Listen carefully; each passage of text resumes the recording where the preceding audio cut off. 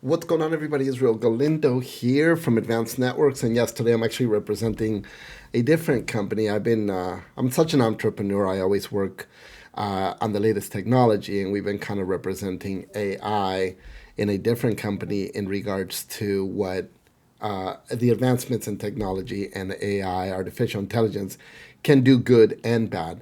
One of the reasons why I wanted to do this video today was exactly that. In the last couple of months, because of the advancements of artificial intelligence, the robust hackers and the robust technology in regards to malware, ransomware, and phishing in email has gotten more and more severe. To give you just a quick example, now it's gotten to the point where somebody will send me an email that'll say, "Hey Israel, can you just send me your cell phone number because I need to talk to you about something." The minute you do that, the robots start talking to you like it's a real person and gaining enough information or have enough information on you where they're going to do damage. So we're actually going to take a step back and let you know what phishing is. So do you remember back in the day when we would actually go fishing and you actually had a fishing rod to catch fish in the pond and the river? Well, phishing is a little different from phishing. Phishing is when somebody tries to trick you into giving them your personal information, your name, address, phone number, even passwords. What they do is they do this by sending an email or a message to you that looks like it's coming from somebody that you know or from a legitimate website that you use, but it's actually fake. For example, here's a perfect example. There might be an email that says you won a prize or your password expired and that the IT company is asking you to change it. The minute you click that link, you enter your personal information, and when you do, then it takes you to a fake website that looks like the real one. Once that information is in there, they can actually use that to entry into your email system. So what happens is they start scraping all your information from emails and then using that against you. It'll scrape emails, and if it finds emails that I like to play golf or I like to go, spear fishing, then what it'll do is it'll go, "Hey Joe, I know I wanted to go, spear fishing with you next week," and it'll use your words because it's taking your own personal information to trick other people, and then it kind of spreads from there. So one of the things that you always want to do is to protect yourself. You got to be really careful on what you click on, especially if you don't know if this message is suspicious or not. And we're going to go over a few of those really quick. I'm going to make it a very short video. Now, how do you know if it's real or fake, right? You can always ask anybody to kind of share that with you, but I would tell you one thing. Anytime there's any financial data where somebody's asking you for money, even a vendor or an employee or something like that, call the person right up. Just say, "Hey, did you send me this? I just want to be cautious and be very clear." One of the things, the reason why I was talking about AI, with the advancements of in technology and AI and artificial intelligence, phishing attacks are really difficult to detect because bad guys are using AI to create very convincing fake messages and websites that are almost identical. I had a customer today tell me that somebody sent her an invoice and it looked like it came from the same website, and they put them side by side and they looked identical to the T. The only catch was there was two exclamation points on asking for the money. Most vendors don't do that unless they're really mad, but they looked identical, and she had called them up and they stated that that was not the case. Another case that we had is a customer that got an invoice from somebody from a year ago, and it took them to a fake website, and the PDF looked a little weird, and they were also asking a technology to be paid in a certain way that this company does not get paid on usually. So grammars, mistakes, clues, etc. The biggest thing, and I'm going to prove it to you in a second when I show you this, is seeing where it's coming from. And it's better to be safe than sorry when it comes to giving your personal information out to people. So when you have any doubts, don't hesitate to always ask somebody for help, IT, a manager, get other people involved that can also spot these fakes. So we're actually going to switch over to another screen here. So perfect example, and this is a real world example. We have an owner that does not use this Gmail. This looks fake right here. This person up here on the right, let me actually click on that screen. This person right here, that's not their email address, but because it came over as an email, and it basically said, "Hey, last minute, I'm trying to do something. Can you send me your cell phone as soon as you get this?" This is a easy request that anybody can fall for. Sure, you're busy, you're an owner. Let me give you my cell phone, and what happens from there? And if the AI takes over and starts talking to you about requests, go get me some Apple cards for employees. I'm gonna give a bonus. I'm gonna do this and that. Go give me some Target cards, things like that. So something like this, you never want to put your email on somebody. And why would they be asking for your cell phone if they already know who you are? If you're new, we get it, but just be very cautious when it comes to that. So the way you always can tell is if you don't see right here the email address and you just see the name, you could always put your mouse over the name, and on the bottom left hand side, it'll hover and show you the email address.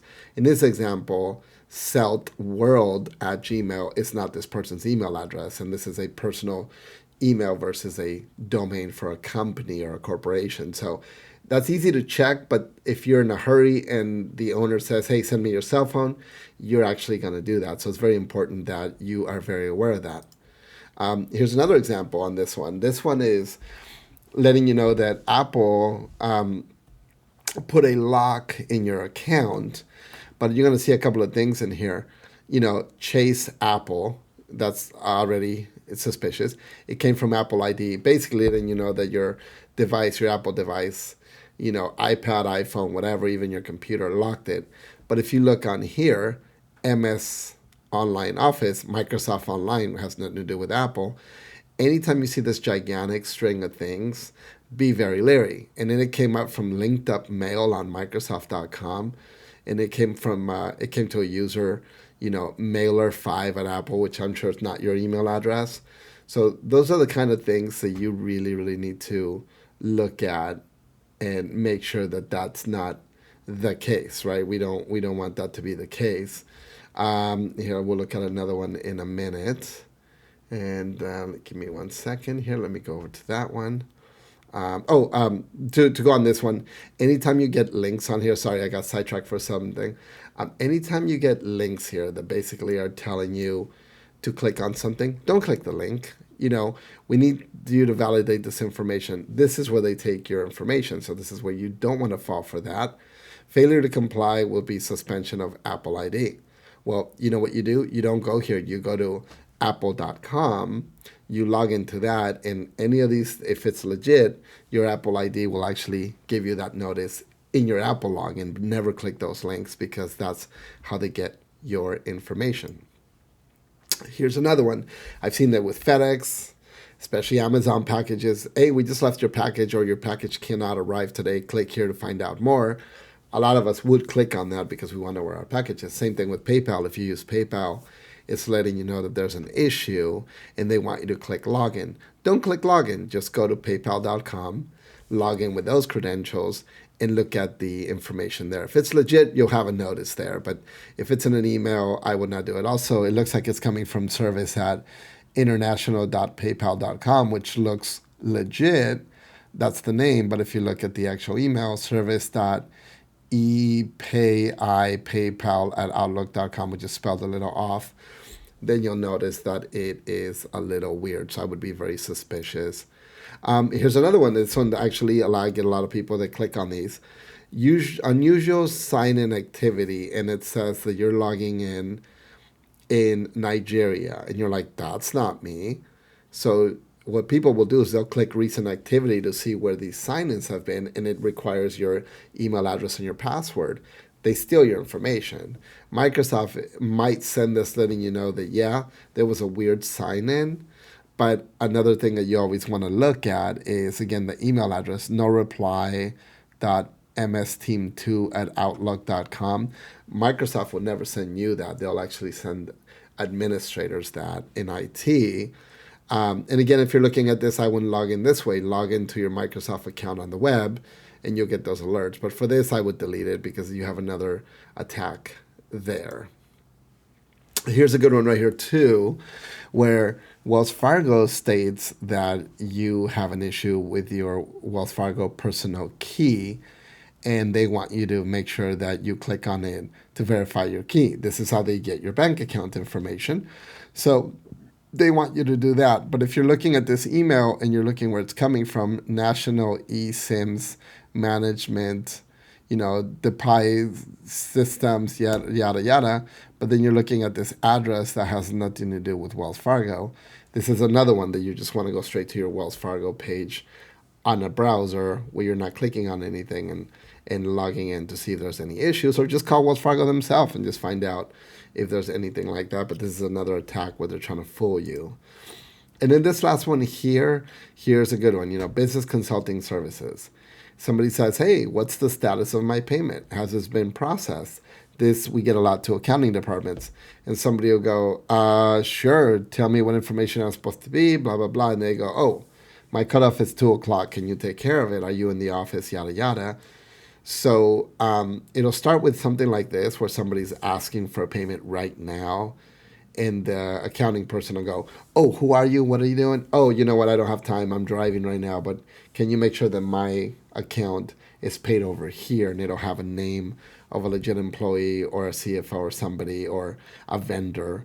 And the accounting department will pay it. And they'll always do some weird thing where they got to go to some store that has a gift card that you pay, that you scratch off, that you text over, or it'll tell you to go do, things like Western Union and things like that. So that that's out of the norm. Those aren't things that usually are done. So that being said, it's very, the world has really gone to a lot of security risks and issues. We just got to be cautious. It's just like driving in your car and not locking your door. Our cars lock our doors now automatically, but if you're in a bad neighborhood and you're in a bad neighborhood, you're not going to have your window down or your door unlocked. If you pull up to a parking spot and somebody comes up like they're your valet guy, do you just hand them the keys because they're wearing a red valet shirt and you don't see a valet booth? You always have to be very cautious when it comes to things like that. So very important to follow those little tips and tricks. And if you have any questions, let us know. We're always happy to help. But I was thinking about that today. I was working again on a different business, and then all of a sudden I realized how AI has become so legit when it comes to being used for good and for bad. And this is a case of using it for bad. So anyways, have any questions, let me know. It's Joe Galindo, Advanced Networks. I'll see you on the next one.